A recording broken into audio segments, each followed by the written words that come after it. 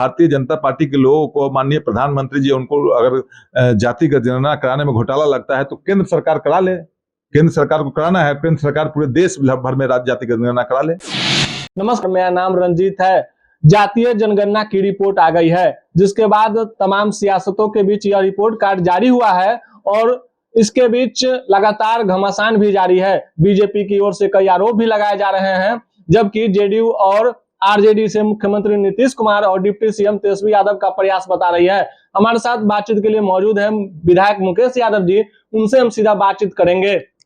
जातीय जनगणना की रिपोर्ट आ गई है, आप मिठाई खिला रहे हैं, सभी को मिठाई बांट रहे हैं। जातिगत जनगणना, हमारे नेता आदरणीय लालू प्रसाद यादव जी हमेशा गैर बराबरी और समाज में एक समानता के लिए लड़ाई लड़े और उनका नारा था, हमारे नेता आदरणीय लालू प्रसाद यादव का, शुरू से ही, ये जातिगत जनगणना हो और जो गैर बराबरी अभी है, हिस्सेदारी जिनकी जितनी संख्या होगा उसके हिसाब से भागीदारी नहीं मिल रही है। और जनगणना कराने का उनका मकसद एक ही था, यही था, जो जातिगत जनगणना होगा और समाज में सबसे वंचित, जो जिनकी भागीदारी आज समाज में राजनीति हो या नौकरी हो उसमें नहीं है। इसीलिए जातिगत जनगणना जब होगी, किस जात की कितनी संख्या होगी उस हिसाब से उनको राजनीतिक में हो या नौकरी में हो, सभी विभाग में, सभी चीजों में उनकी सहभागिता होगी। इसके लिए हमारे नेता, सबसे पहले मैं गरीबों के मसीहा, वंचितों के आवाज आदरणीय लालू प्रसाद यादव जी, जो राष्ट्रीय जनता दल के राष्ट्रीय अध्यक्ष है, और बिहार के आदरणीय मुख्यमंत्री आदरणीय नीतीश कुमार जी, बिहार के यशस्वी और युवाओं के पहचान माननीय उप मुख्यमंत्री आदरणीय तेजस्वी प्रसाद यादव जी, मैं तीनों आदमी को दिल से धन्यवाद देना चाहता हूं। तो आज जो समाज में एकरूपता और समाज में संख्या के हिसाब से जो प्रकाशन हुआ है और उसके हिसाब से जो भागीदारी मिलनी चाहिए उस पर कार्य आज से होगा। इसके लिए मैं तीनों लोगों को दिल से बधाई देना चाहता हूं, बिहार की जनता की ओर से बधाई देना चाहता हूं। यह कार्य प्रधानमंत्री और देश के प्रधानमंत्री आदरणीय नरेंद्र मोदी जी को कराना चाहिए, क्योंकि कास्ट सेंसस जो है इसकी जनगणना देश लेवल पर होगी, सिर्फ बिहार से। जातीय जनगणना केंद्र सरकार ही कराती है, लेकिन बिहार भारत का ऐसा राज्य है जहां राज्य सरकार जनगणना कराई है। यह एक मिसाल है और यहाँ नील के पत्थर साबित हुआ है, जो जातिगत जनगणना बिहार सरकार यहाँ से कराई है। इसमें सबसे बड़ा योगदान हमारे नेता आदरणीय तेजस्वी प्रसाद यादव जी, जिस समय बिहार में प्रतिपक्ष के नेता थे, उन्होंने मुद्दा उठाया और उसको आदरणीय मुख्यमंत्री आदरणीय नीतीश कुमार जी ने एक्सेप्ट किया विधानसभा में, और उस पर चर्चा हुई और सब सम्मत से उस समय पास हुआ। और हमारे नेता आदरणीय तेजस्वी प्रसाद यादव जी मुख्यमंत्री की अगुवाई में प्रधानमंत्री से भी मिलने गए थे, जो देश लेवल पर जातिगत जनगणना हो, कराई जाए, लेकिन प्रधानमंत्री जी ने इनकार कर दिए।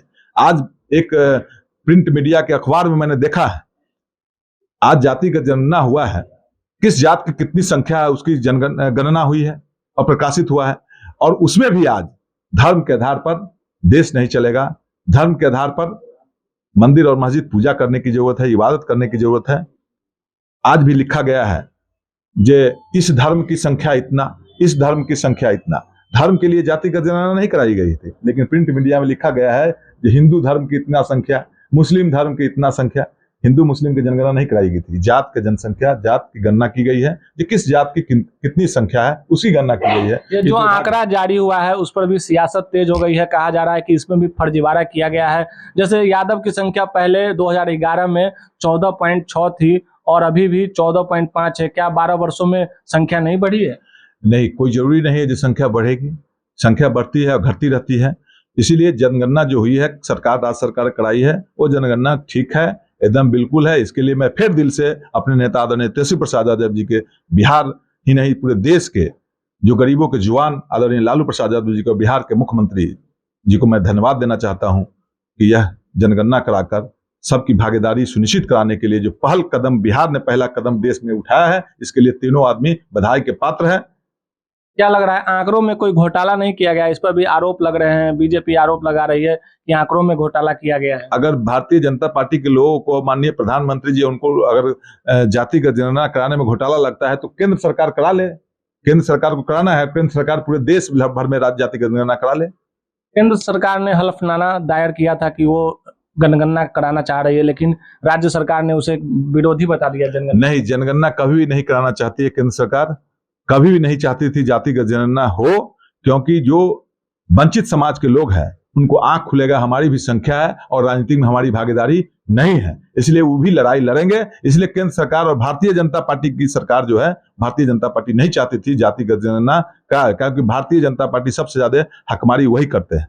आज वैश्य समाज की बात करते हैं भारतीय जनता पार्टी के लोग, तेली की बात करते हैं। पूरे इतिहास में बिहार में तेली जाति की संख्या, हम तेली पर ही कहते हैं, तेली जाति की संख्या जनगणना हुई है और एक भी तेली भारतीय जनता पार्टी के तेली सांसद नहीं थे। पहली बार जनता दल यू के टिकट से जो सीतामढ़ी के एमपी है जो तेली जाति से किया गया है। तब वो कहनी और कथनी में भारतीय जनता पार्टी के लोग के बहुत अंतर होता है। वह सिर्फ दिखाने के लिए, खाने का हाथी के दांत दो होता है, खाने का अलग होता है, दिखाने का अलग होता है। वही भारतीय जनता पार्टी के लोग करते हैं और भारतीय जनता पार्टी सिर्फ लोगों को भड़काने का, देश में धर्म के आधार पर राजनीति नहीं होनी चाहिए, काम के आधार पर होना चाहिए। हमारा देश विकास किस लेवल में होगा, हमारी बेरोजगारी कैसे दूर होगी, हमारे देश में महंगाई कैसे कम होगा, इस पर चर्चा कभी भारतीय जनता पार्टी के लोग नहीं करते हैं और इस भी चर्चा होनी चाहिए। हमारे नेता आदरणीय तेजस्वी प्रसाद यादव जी बिहार में एक, अब आप मीडिया के साथी है, अब सब मीडिया के साथी, पहले कहते थे मंदिर यहां बना, मस्जिद वहां बना, लेकिन हमारे नेता आदरणीय तेजस्वी प्रसाद यादव जी 20 में जो चुनावी मुद्दा लाए थे, कमाई, पढ़ाई, सिंचाई और करवाई वाली सरकार बनेगी, तो उसके बाद हमारे नेता कहें जब हम 10 लाख लोगों को रोजगार देने का काम करेंगे, और उस पर अभी महागठबंधन में हम लोग आए हैं, हम लोग भी सरकार में, हमारे नेता आदरणीय तेजस्वी प्रसाद यादव जी शामिल हुए हैं और उस पर कार्रवाई हो रही है। जो वादा किए थे उस पर कार्रवाई भी हो रही, सभी विभाग में नियुक्तियां खंगाली जा रही है और सभी विभाग में नियुक्ति पत्र बांटा भी जा रहा है। 10 लाख युवाओं को सरकारी नौकरी की बात थी, हमारे आदरणीय मुख्यमंत्री जी ने अलग से 10 लाख सरकारी नौकरी और 10 लाख रोजगार की भी चर्चा गांधी मैदान से